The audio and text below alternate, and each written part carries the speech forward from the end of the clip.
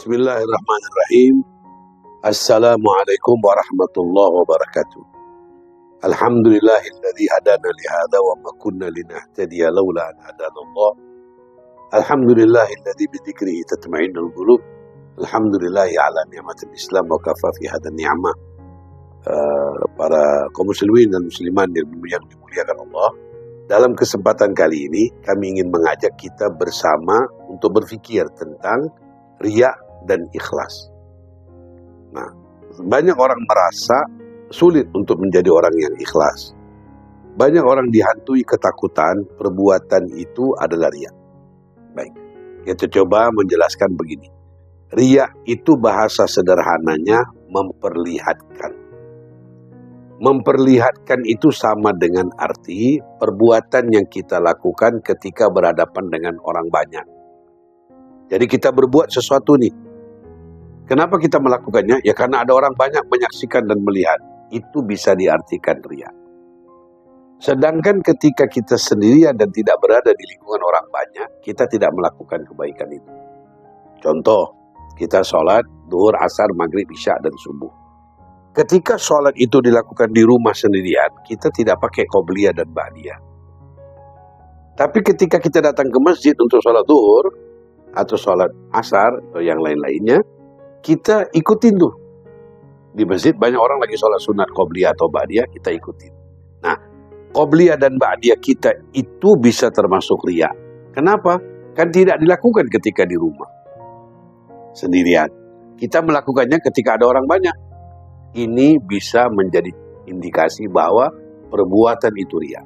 Nah, cobalah disamakan aja. Sholat duhur di rumah kayak di masjid kayak di mana aja. Sholatnya sama, kalau pakai qobliyah semua. Jangan ketika sendirian tidak pernah pakai qobliyah, nanti ketika berada di hadapan banyak orang kita pakai qobliyah, ba'diyah. Nah, ini masuk dalam ukuran riya. Satu.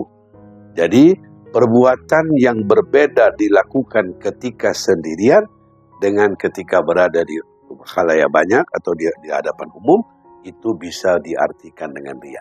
Satu. Kedua, riya ini lawannya ikhlas. Berarti kalau perbuatan kita ikhlas itu harus diuji. Nah, biasanya diuji di belakang, di akhir. Kita senang bantu orang nih, bantu. Ternyata orang tersebut berbuatlah sesuatu yang menyakiti kita, membicarakan keburukan kita, menyebarkan fitnah tentang kita, gosipin hal-hal negatif tentang kita di belakang kita. Lalu kita mengetahuinya, itu bagian dari ujian. Selama ini kita bantu dia lillahi ta'ala enggak?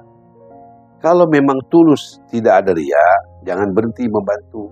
Jangan mengeluh atas perbuatannya. Jangan menyesal membantu dia selama ini. Karena kita membantunya lillahi ta'ala ikhlas. Nah, contoh kisah yang diabadikan di dalam Al-Quran. Sayyidina Abu Bakar As-Siddiq radhiyallahu anhu pernah berbuat baik menanggung kehidupan satu keluarga.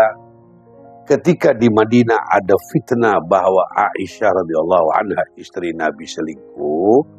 Itu Sayyidina Abu Bakar dan Rasulullah mencari tahu. Sumbernya dari mana ini bisa muncul? Ada orang Madinah membicarakan tentang Sayyidatina Aisyah selingkuh. Dicari tahulah.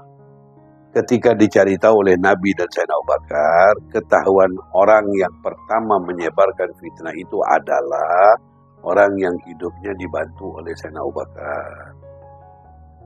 Akhirnya di hadapan Rasulullah, Sayyidina Abu Bakar mengatakan, mulai hari ini saya tidak akan bantu dia apapun. Udah kayak kesal aja. Sudah dibuat baik selama ini menanggung kehidupannya, malah dia yang pertama menyebarkan fitnah bahwa Aisyah selingkuh. Nah, ketika Sayyidina Abu Bakar menyatakan saya mulai hari ini gak akan bantu dia, kata Rasulullah, selama ini membantu karena Allah enggak? Ikhlas enggak? Kalau lillahi ta'ala dan ikhlas, kenapa harus berhenti? Nah, maka turunlah ayat Allah. Wa ma min ahadin indahu min ni'matin tujza illa ibtigha'a wajhi rabbihil a'la wa sawfa yarda. Tidak ada seorang yang punya harta kekayaan dan memberi kebaikan kepada orang lain kecuali hanya mengharapkan ridho Allah, dan Allah ridho. Itu ayat asbabun nuzulnya Sayyidina Abu Bakar As-Siddiq radhiyallahu anhu. Nah, ini contoh. ketika kita berbuat baik, pertama hati-hati dengan perbuatan yang berbeda ketika sendirian, ketika berada di hadapan orang banyak. Kedua, sadar bahwa suatu ketika kita akan diuji ini. Orang yang kita berbuat baik selama ini ternyata dia melemparkan hal negatif kepada kehidupan kita. Jangan tersinggung, jangan mengeluh, jangan menyengsal. Kenapa? Kan lillahi ta'ala, ikhlas. Nah, ini dua kita menjaga dengan baik dan berhati-hati untuk membedakan di mana riya, di mana ikhlas. Wallahu a'lam bissawab. Mudah-mudahan ada barokah dan manfaatnya. Wassalamualaikum warahmatullahi wabarakatuh.